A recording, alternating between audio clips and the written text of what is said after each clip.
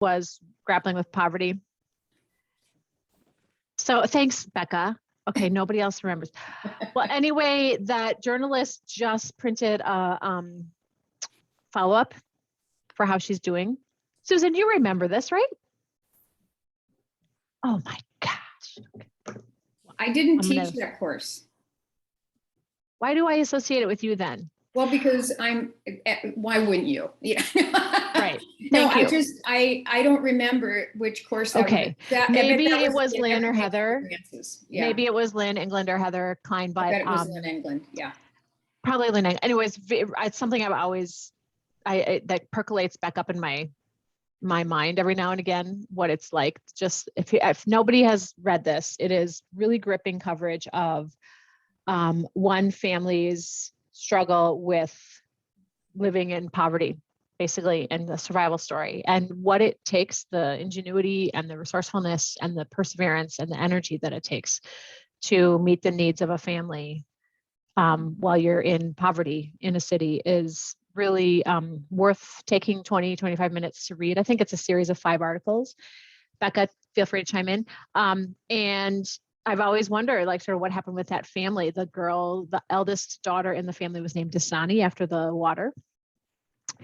And they just printed a follow-up about how she's doing and what's going on with her. So I found myself like I had to keep coming away from the article because you know how your day is on a school day. I kept coming back to it, I finally finished it. It's like, oh, okay. So I wish that resonated with more of you just right out of the chute because I was so excited about it, but I'll find it. Yeah, find the link. Thank you for that. Yeah, please find the link. Yeah, it does sound really compelling, Sarah. And I'm sorry, I that must have been Lynn in the Everyday Experiences course. And I must have been. That makes sense. Yeah, and then that course is now gone away. But in its place is a 3-credit course on diverse families. And okay. Yeah. And so I would hope that as the content from the one course was held on to, it was integrated into the next one, but I don't teach it, so. Yep, okay. Yeah.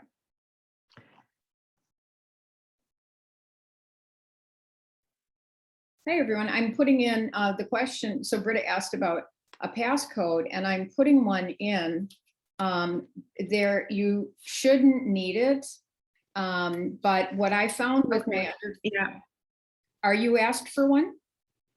Yeah, I'm asking. Megan's trying to log in and it keeps asking for her for a passcode. You know, there is something going on, like Zoom is not feeling well because yesterday in my undergraduate course, I have a link that I used for 2 full semesters for students to learn, like come together in a class community. And I now offer it to my in-class students on that. I don't know. I mean, you guys are in school too. You get this. Anyway, I've never seen a semester with so many people contacting me the day before going, I can't come to class because I'm not feeling well. And it's nice because I think the majority, like some of them, it's like, I don't know if I have COVID. And so I'm going to wait for the test. Anyway, regardless, having a link to the class space is a good thing. But also now these people were telling me yesterday that they couldn't get in because they needed a passcode. And that was never the case in the past. So anyway, there it is, the crazy, whatever it is that looks like. And, you know, if Zoom is being cranky and you need one. So thank you, Sarah. Thank you for posting the. Yeah, I hope you might hit a paywall, but if you haven't done a lot of reading of the New York Times, you might get through with a couple freebies. So really commend it to your attention. Yeah, and I have a subscription. So if you can't get in, I can download a copy, like a PDF of the article as well. So yeah. So how's everybody doing? Oh, we have some new members, I think. Leah, welcome. Hey, hi. Would you like us to introduce ourselves to you? Would you like to introduce yourself to us? What would you feel comfortable doing with the community today?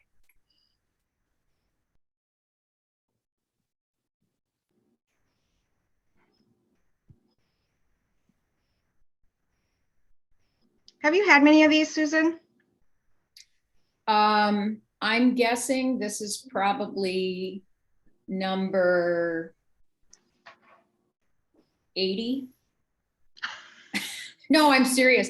We started May 8th, 2020, and we've met every week since then. And in some cases, we were meeting, I mean, I wouldn't say we as in this group, but Perfect Connections and PEER-fect Connections was meeting twice a week, so we could accommodate people's different schedules. So, yep. And there are video recordings of all of, well, not all, most of the previous meetings in our YouTube playlist. Oh. Yeah. So while you all are talking, I'll hunt up that link. So, and so don't worry about what happened in the past. It's all what's coming in the future now. exactly. It's all what is ahead. That's right. That's right. That's right. And so some people have changed their names, and I will do that as well, so that you are familiar with where we are all coming from. So you just hit rename and then UMN and the world. Okay, so that's me. Roseville, Wilmer, Megan's from Roseville, Rosemount, Apple Valley, Becca's in Maplewood, Ellen's in Northfield. Naomi, how are you feeling? Hanging in there.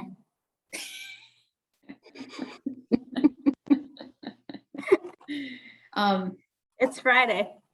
It's Friday. I have one more class to teach and then a lot of lesson planning to finish, and then I can get out of here. All right. Excellent. I'm on a recovery slightly. I got my COVID booster. I got my Geezer booster the other day. And it had, because it was 6 months since the last one, I'd forgotten how much those shots make your arms feel like a son of a bitch. So that was yesterday, and I was feeling a little bit off, as they, say. Today's much, much better. So, and it is Friday, and it's October. We made it through September. Woo!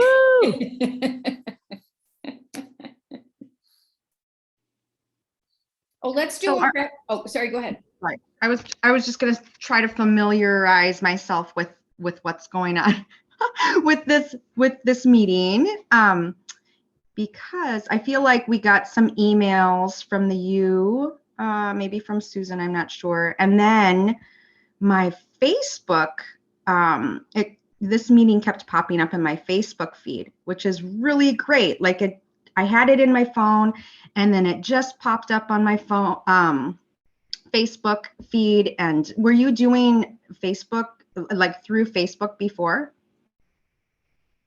I'm muted. Yeah, I think, when did I start doing the announcements through Facebook for the events? I don't know, sometime last year, I think. So, Okay.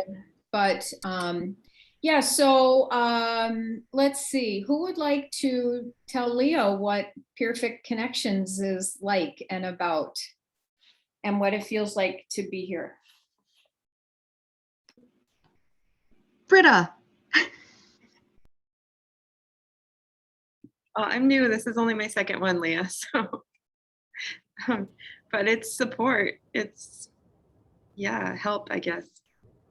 I'm new too, and this has been like my favorite part of my week so far, because I feel like I get to learn from everyone who's more experienced, and it's a good time on Friday afternoons.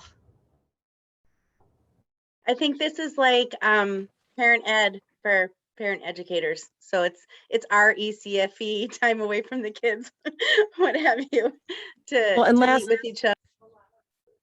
And last week, you guys, I was so like, I made it through the week and I was prepping and getting everything ready for Monday. And it wasn't until Susan posted the invite for today on Facebook. And it was like, 4 in the afternoon. I was like, what? How did I miss it? So, and I am not new. This is year 10 for me. And this Friday noon is like lifeblood for me. So Not year 10 of PEER-fect connections. So wouldn't it be nice? Yes, but no, year 10 of teaching for Ellen, but Ellen too has been with us from the start. Yes, as has Naomi, I have to say. Well, you started this because with the pandemic, we as parent educators were all facing, and just children's teachers as well, we're all facing a lot of different changes. And I think it was just a way for us to all come together and talk through different ideas, just knowing that there's other districts doing other things. And so it was a way for us to really just connect with each other. And we realized that this is something that we all had missed for our careers, no matter how long or how short. So it's really just an opportunity for us to come together and pose questions.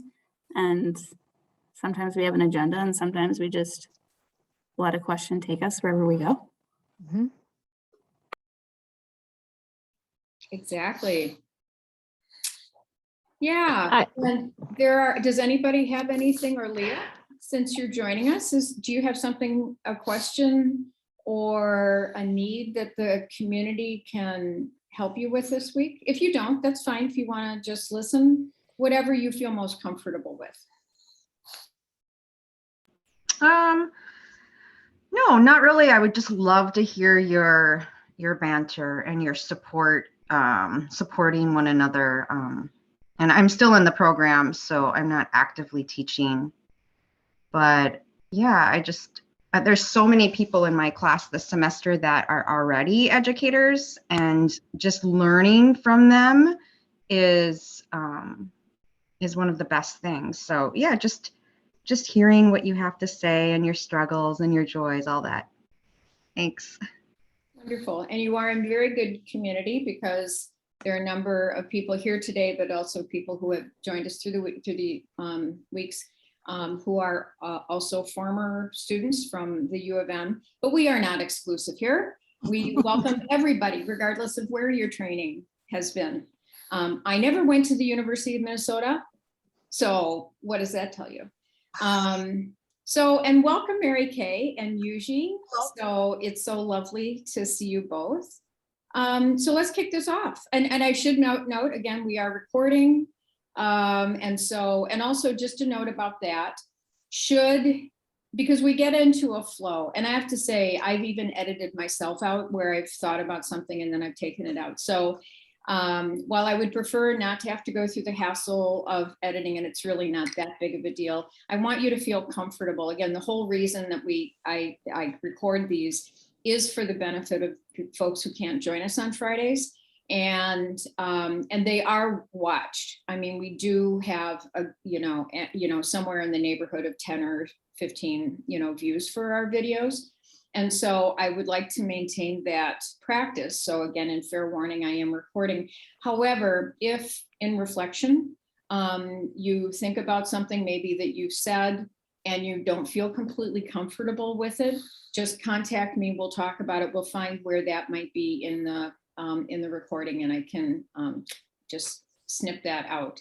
And I will say that of all the recording editing software, the YouTube Studio, once you upload something, they make it so simple.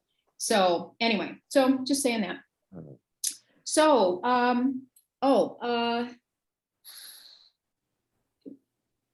yes, and Ellen is saying that she's been through that before, and we took care of it, right? Yeah. Okay, well, I will mute myself. Any questions? How are things going? Any questions for each other about your programming? Challenges with, Becca, go. I feel like I'm drowning. I feel like I just got tossed into the deep end and I don't know what I'm doing. So this might have to be something that needs to get edited out. I don't know. I don't feel like any of my coursework at the U or anything else has really prepared me for teaching ELL. And I have like the sweetest parents, but kind of a nightmare of a situation that I'm starting to dread every week, every Tuesday afternoon, where I sometimes only have one parent who's a Korean speaker, and there are no resources anywhere for Korean. The closest I could come after talking to our cultural liaison was hoping she could read and write a little bit, or at least read a little bit of Burmese, because sometimes Korean speakers speak and read Burmese, and Google Translate does have something for that. So even just knowing what some of my discussion questions would be ahead of time, trying to put those in a language she understands. But it's a 2.5-hour class, which means I have an hour and 15 minutes with people I don't know how to communicate with. I don't know how to lesson plan for. And I know that it's the situation and not my shortcomings, but I'm still a pretty new teacher. And I leave that class every Tuesday feeling like I have completely missed the mark and I'm not supporting anyone. So it's just kind of become really, really, really hard. And I know I've mentioned something about this class before, but I feel like I need a whole new shift in how I lesson plan, and it's stuff that's out of my wheelhouse. Like I don't know what kind of activities to do, or things to help people feel connected and supported. And the district isn't, they just kind of say, here, teach this, and then we can check the box of we're meeting needs. And it's like, this is not meeting anybody's needs. And what's happening is technically there's like 6 parents enrolled, they aren't coming. So I feel a little frustrated, like just thinking about the trainings that we have in the fall in regards to EL, because I feel like they're all like, how can we support them? Visuals, you know, like pictures, all that stuff. But it's like, you need more. Like it's not meeting how we can make a relationship with them and how can we communicate. I can help them learn to say dog and cat and whatever, but I want more of a connection and a relationship. And I see what you're saying. Like there's not training for it. well, I've had zero. So even any little things that you're talking about, I haven't had. Okay. And there's an English teacher, so she meets with them on the other day. There's like 2 days, and I get them for parent ed and she gets them for English. So I even on top of that feel like it's not my job to teach them English. Like my job is the parenting piece. So I almost feel like it would be easier if my job was to teach them English. Like that feels more straightforward than how do we talk and connect and support each other around parenting with no common communication skills. Becca, at the risk of problem solving, which you're not a problem, and so I wouldn't want to solve I got one though. There happens to be a Lutheran church in Roseville, Galilee Lutheran, that has a very large Korean population. And maybe there might be somebody there who'd come and join your class as a volunteer occasionally. The pastor's name is Dana Nelson. Let me see if I can pull up a phone number. And you can tell Pastor Dana that I told you to call. And I don't know, I don't think they have a separate congregation within the congregation, but one of their ministries is a large, like 4-acre community garden. And there are a lot of Korean gardeners who come there and work. And so I just wonder if they might have an idea.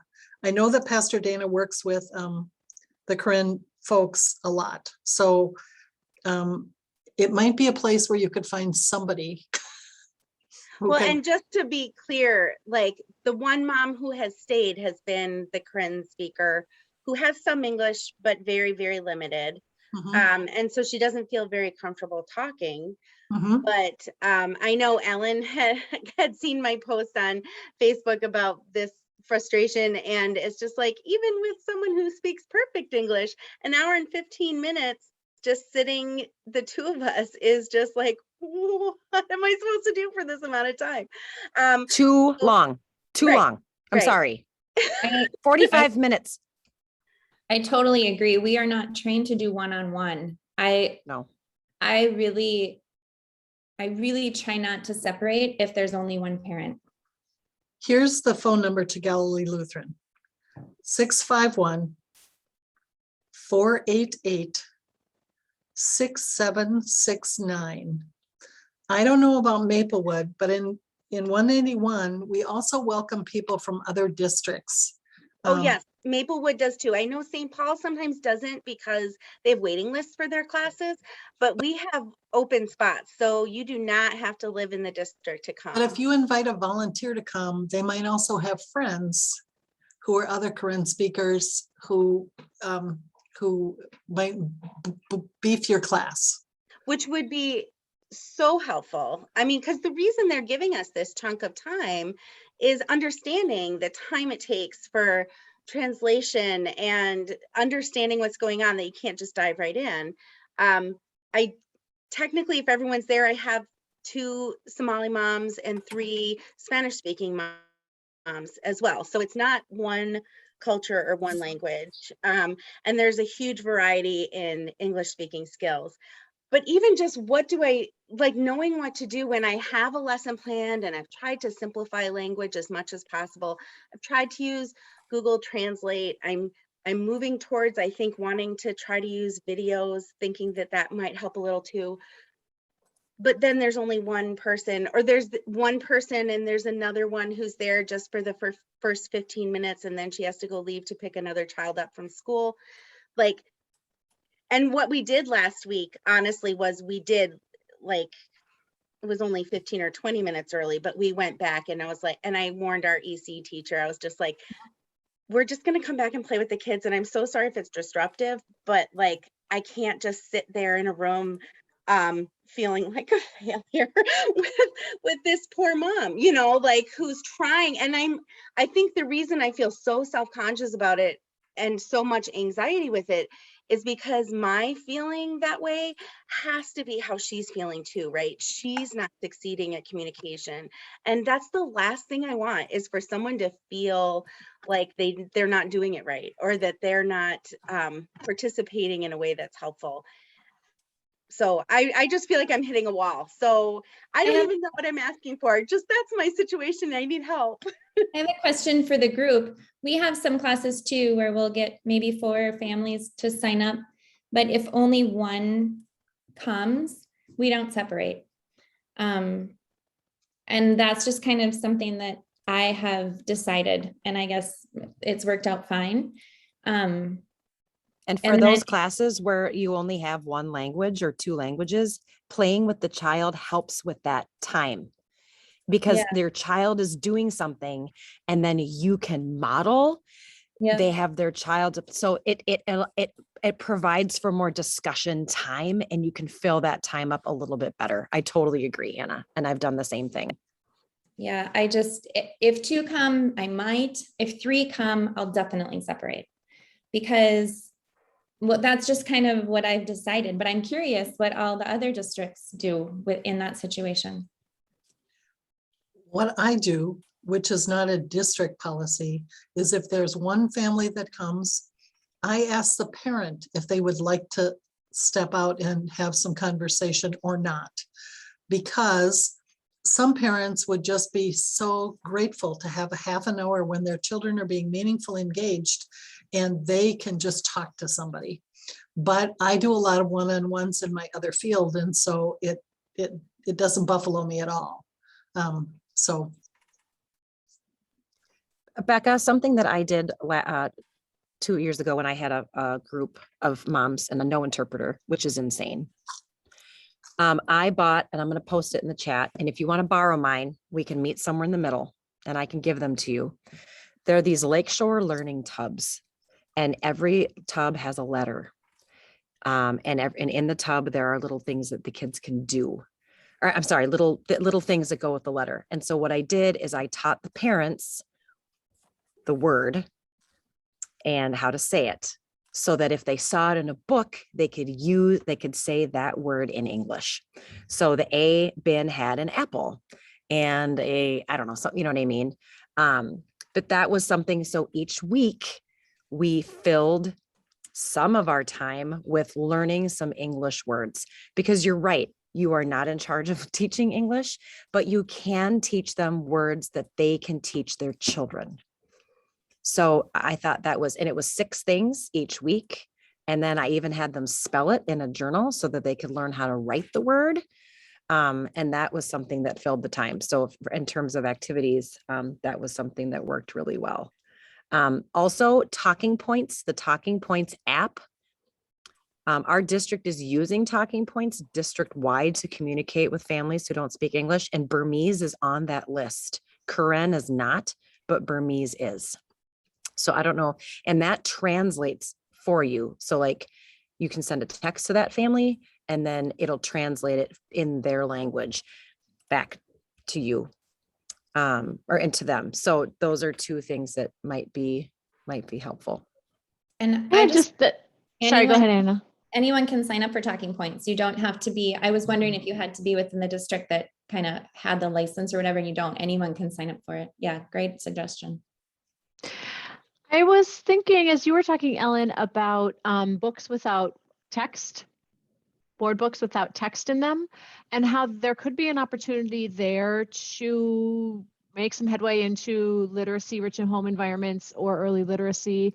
I'm thinking of, is it Goodnight Gorilla? It doesn't have any words. Does anybody know? Such a great little story. And there are other books, though, that don't have text, children's board books that don't come with a narrative already written, that you just are looking at the pictures and making up your story. And I wonder, Becca, if that could be a fun, a fun exchange for, like, you know, at the risk of being Mickey Mouse, you read it to mom in English and, you know, expressively and pointing to the pictures and basic words, maybe with some that you've learned from Ellen's buckets. And then she or he read it back to you in his home language. Right. And then, so modeling that serve and return kind of experience, and by in doing so, encouraging them to read with their children, to not let language be a barrier to them for providing a literacy experience for their child. I don't know. Does anybody else think of other, anybody who wants to riff on this idea with me? Mary Kay. You could use cardstock and have the children help draw the pictures, and then have the parents write in what they know, and then talk about that book, their book, in the parent discussion time. Yeah, or even Becca, I just oh, sorry. It's okay. I just put a link in for one of the books I used. It was I See a Pumpkin. And so what I did is I had the moms color the book. This is what we did in parent time. I had them color it because they love to color. And then I had them write the numbers, and then I had them write, like, underneath, I see 2 pumpkins, they are red. So then I would ask, what is your language? What is your word for red? And I wouldn't even have them write, they are, right? Like sometimes they don't even have that amount of literacy, but I would have them say red in your language. And then they would write underneath red. So, yeah. So there's a lot of emergent readers like that you could do that for. I have a couple thoughts. One is, if you have this one parent that keeps showing up, there's a reason. And reframing it as this opportunity, if you can, to connect in this special way. Because let me tell you, more than likely, that parent is just looking for a break and relief. So that's the perspective. I'm not hearing that perspective in the conversation. I just want to interject that. And also, just maybe, I have a good colleague in my program, Amel. I don't know if you know Amel, but she teaches in Minneapolis public schools, and she teaches mostly Somali immigrants. And one, for sure, reach out to her. She's amazing, and she's so willing to offer her thoughts. But as a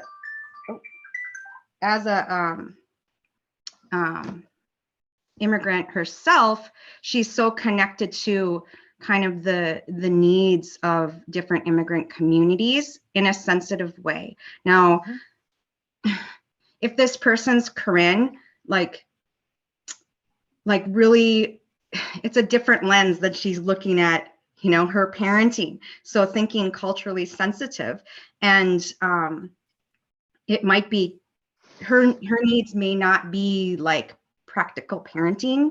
It might be just more supportive.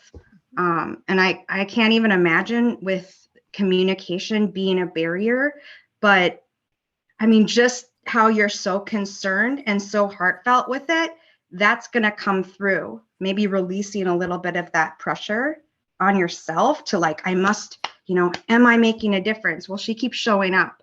So there's a reason. But I can put, I don't know, you can just look on Minneapolis ECFE and it's Amal Omar Samartar.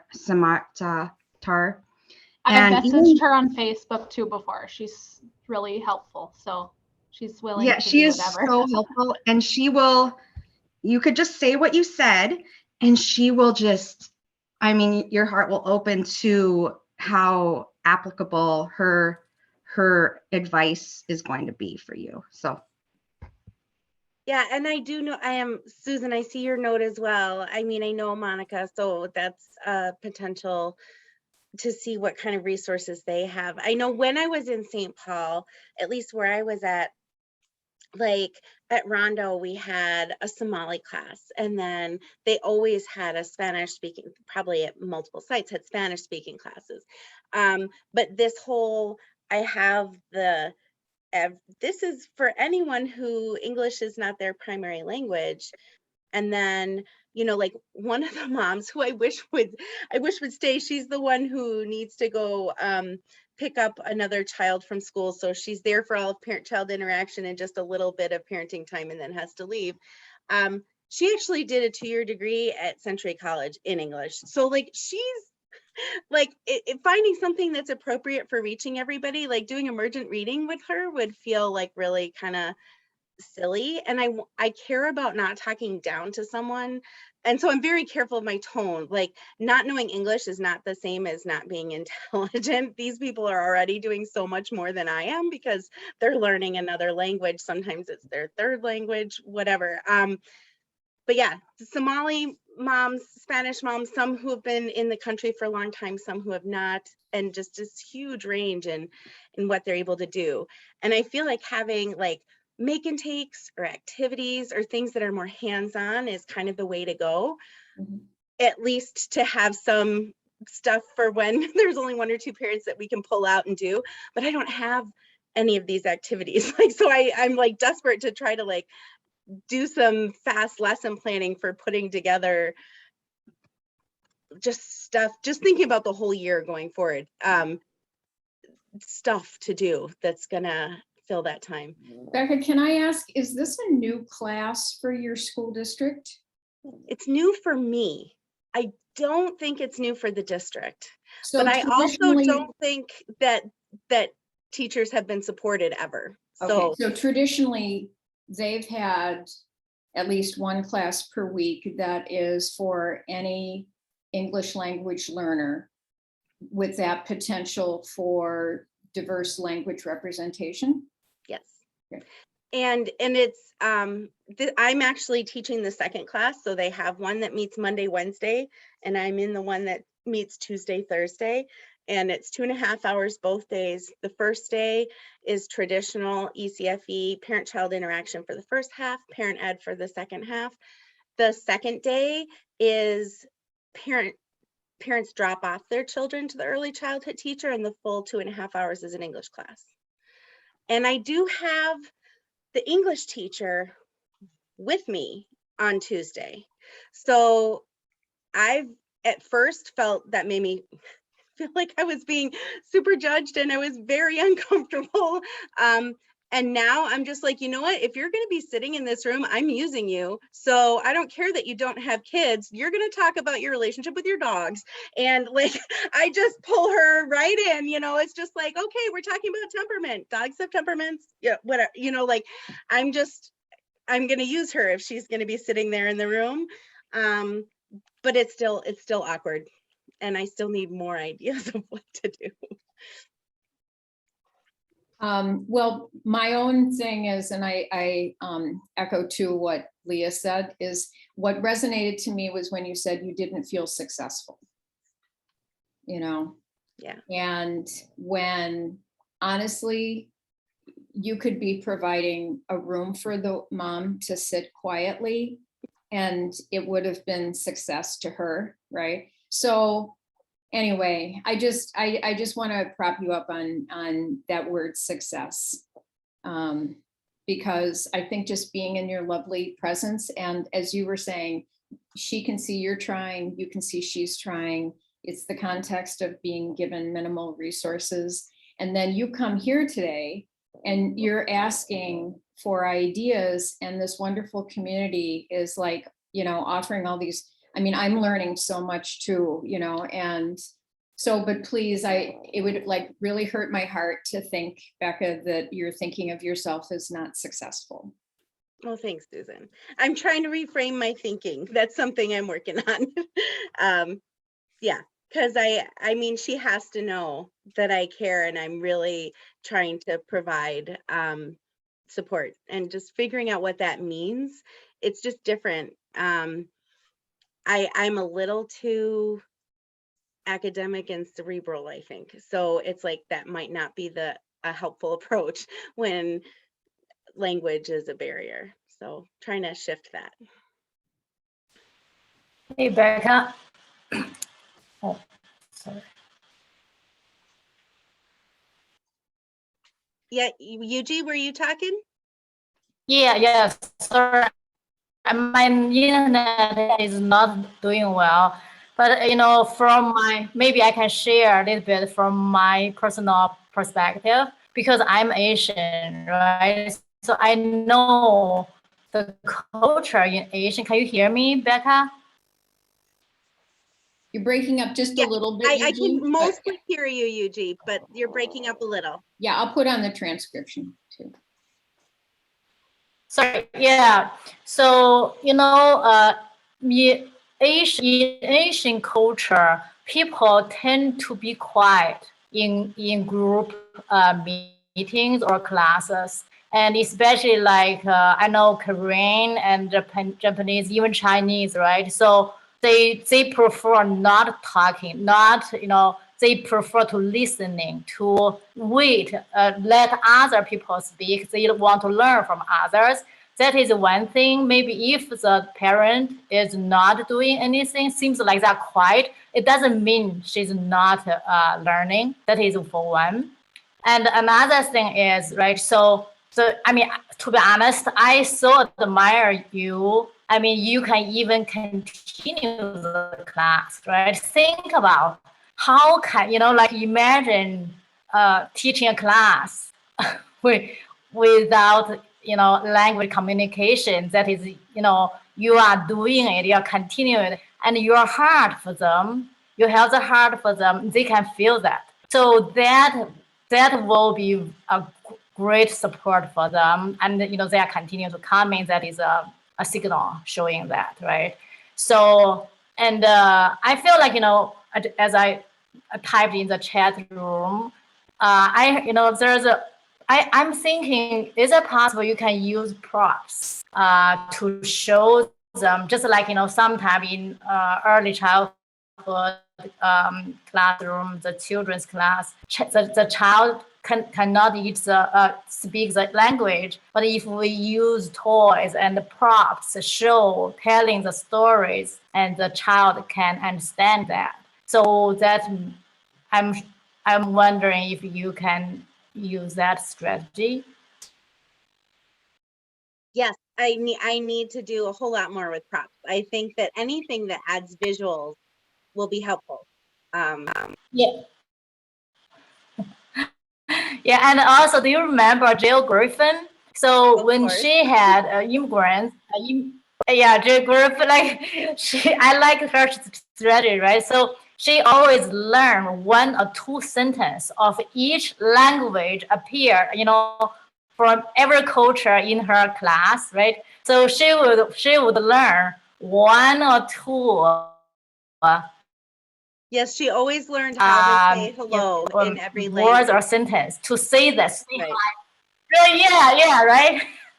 I think that is something showing your friendly, your effort to communicate with them. I think that is cool. And other things right now I cannot think of, but as a language learner myself, right, English language learner myself, I mean, I would like to. I can communicate separately later when I have more ideas. Yes, and I would like to say that for everybody.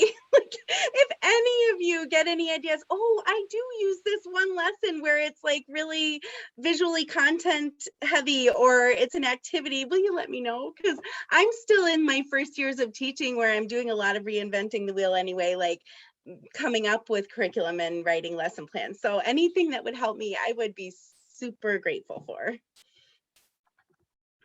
Thank you all. Yeah, Becca, another thing is like repeating is very important. To me, that may be very hard, right? So you have high expectations. You mentioned about academic progress, and that will actually bring some hard feeling to yourself, right? That cannot happen in this class. And I mean, that is, I think, a big, like, a great effort maybe can make to that. So slow down, repeat. They won't get tired of repeating, and you only use. I lost you, UG. Sorry, I can't hear you anymore. Yeah, I thought, repeating. And also I feel, repeating is very important. And also I think it's inevitable to teach some English language in order to teach your, parenting. I feel that is inevitable. And I do not know, if you're not allowed to teach that, or, you just feel you cannot come. It's okay. So no, I feel like I'm also teaching English, but that's just not my focus.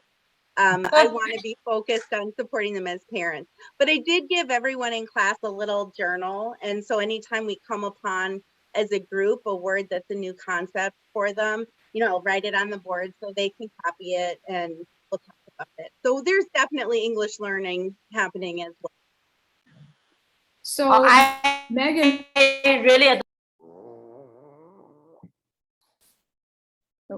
So I just noticed that, is that app free? So actually, while we're talking, I see that Megan had shared that you all use this Interpret Manager. So I've been, of course, I see something and I've got to Google it. So I put in a link to that through the, could we share? I mean, if anybody is using any kind of translator or interpretation apps or any sort of online resources that you think might be useful for us with our classes when we have students that aren't necessarily strong in English. And I say that anyway. So, and that's our dominant language. So yeah, so if you have any technologies that you use that you think might be useful, please share those as well. And Abby, I don't know, is it, Megan, is that free? I don't know the answer to that either. I'm not sure. We were just given it to us as a district, so I'm not sure if it's free or not. But I know that I've heard multiple districts using it, so you could just maybe, Becca, ask if, again, I don't know if it's free or not, but it is lovely. When we do like home visits or even home visits via just through like email sometimes, or just the phone, Zoom, we have used it and it's lovely. You just type the number in, say which language that you need. And I was thinking if you were one-on-one, it could just be like on your phone right in front of you. Absolutely. That's such a great idea. And it's really, really very, very easy to use. Megan, do you have any idea if they have Corinne on there? Awesome. So that would be fantastic. Thanks. another two, and like Mary Kay said, in Roseville, we have a Korean community center. And I don't know much about it, but I know that it's here. And so you too might be able to find someone there that might be willing to come into class. I know there's some older Korean families who have interpreted for me. This was probably 4 or 5 years ago when I was doing a Korean speaking class, parent ed class. That was somebody I used from their community center came in and did interpreting for me. I have no good lesson plans though, because that was so incredibly hard. I had no idea what I was doing. Yeah. Yeah. So I feel the pain and the excitement when I could tell that something went really well. Yeah. Thank you so much. One thing that would be an easily visible lesson is to use children's or parents' faces and talk about feelings. And that might be a really accessible thing to be able to do with, you know, magazine pictures or something like that. And the other thing I was thinking about, and Yuji, if this is, I'm not sure this is correct, but I was teaching a class that had 6 languages in it a couple of years ago. And one of the parents pointed out as I was reading something that something was kind of pretty culturally bound, the expectation that when you're trying to be respectful, you look someone in the eye. And he was a Somali social worker. And as I looked around the room, I said, is that true of others here? And I know there was a Chinese family nodding pretty, vehemently.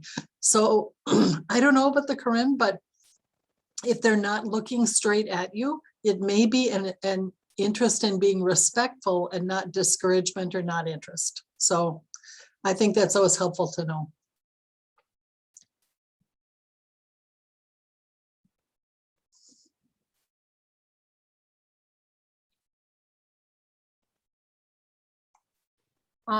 Mary Kay, I want you to do a quick follow-up on survival techniques for a class with 6 different languages. It was a class, an evening class. Most of the families had 2 parents, one of which was a very able English speaker. And many of the other parents were only a very, very beginning English speaker. And so they translated for their spouses. The social worker was translating a little for a Somali dad who came alone and didn't speak as much English as he did, but I wasn't very effortful at it. But I have to say it was one of the most fun things. And if you've heard this story before, just stop me. But I was reading a book on manners and I was reading at the table with the toddlers because doing snack is the best time reading for me with them. And I'm reading this book and one of the pages says, when we talk to people, it is respectful to look them straight in the eye. And the social worker was a dad I knew pretty well. And along the back wall, he kind of gently cleared his throat. And I looked up and I said, yeah, is that culturally inappropriate? And he said, well, yeah, we teach our kids to be respectful by averting their eyes, especially around teachers, elders, whatever. And I said, oh, I didn't know that. That's so helpful to know.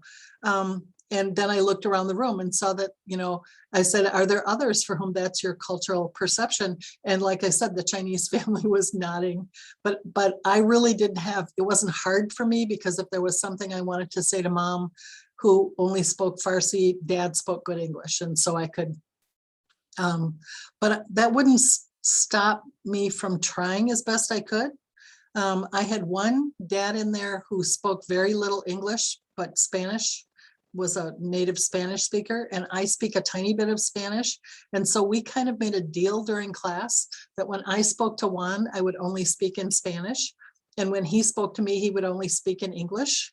And it was fun. And it also gave a sense of we're both in this together trying to learn. So that was really helpful. But I remember not that same class, but a different quarter, we had a different group, but again, about 6 languages.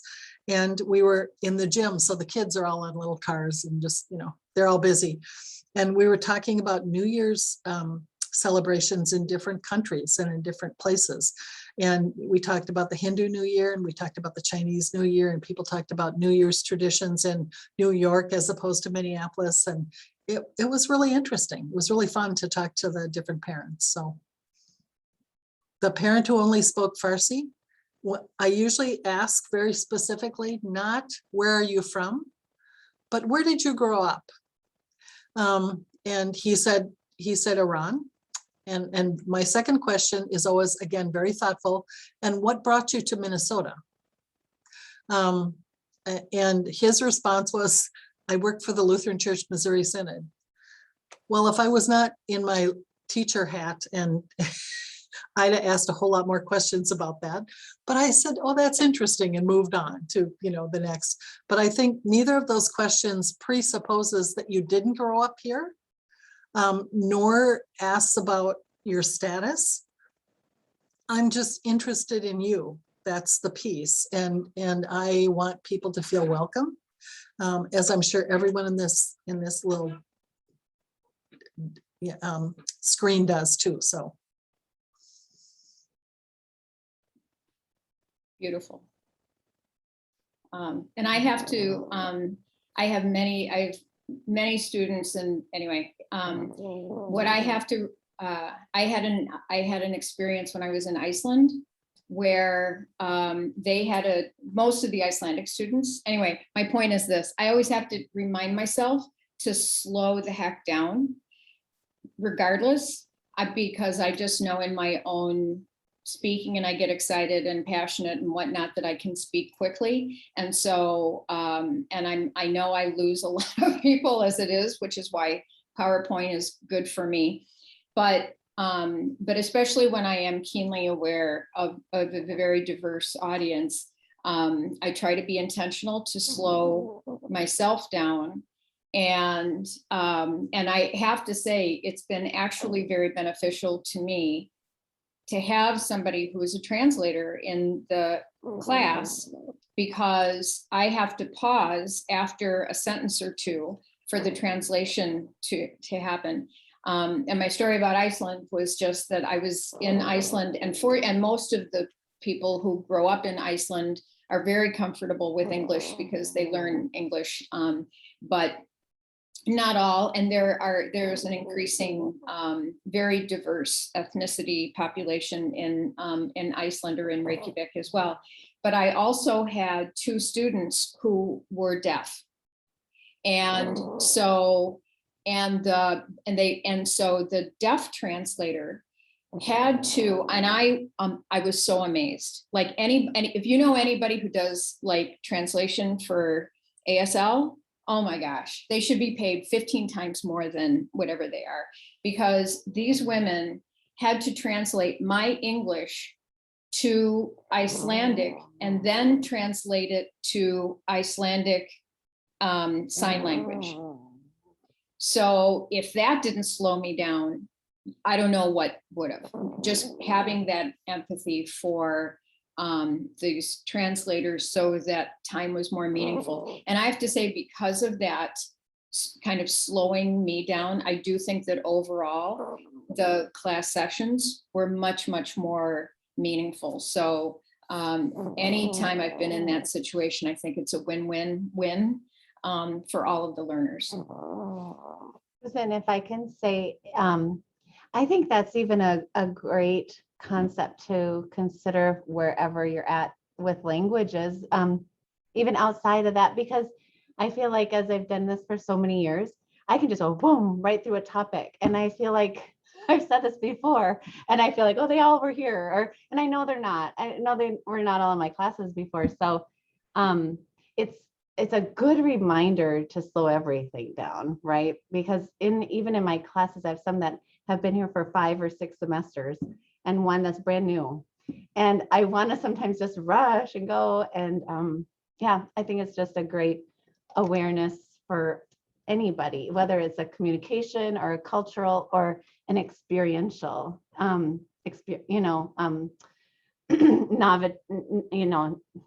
noviceness, naivete, whatever word I want to use there. Yeah, anyway, just it's a good reminder. I think we all can slow it down a little bit, and it's helpful. Yeah.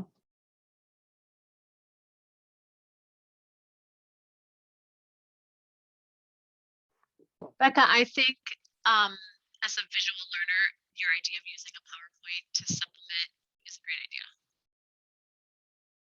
Just from the chat. I don't know why I hadn't thought of that. Just Susan mentioning PowerPoints. And it's like, I did that for all of when we were distance learning, and just having a visual with maybe even the main word concept of what I'm trying, you know, written there. And that would be such a straightforward way to add some visuals while we talk through something. So thank you. That's a super concrete thing I can do, like starting this next week.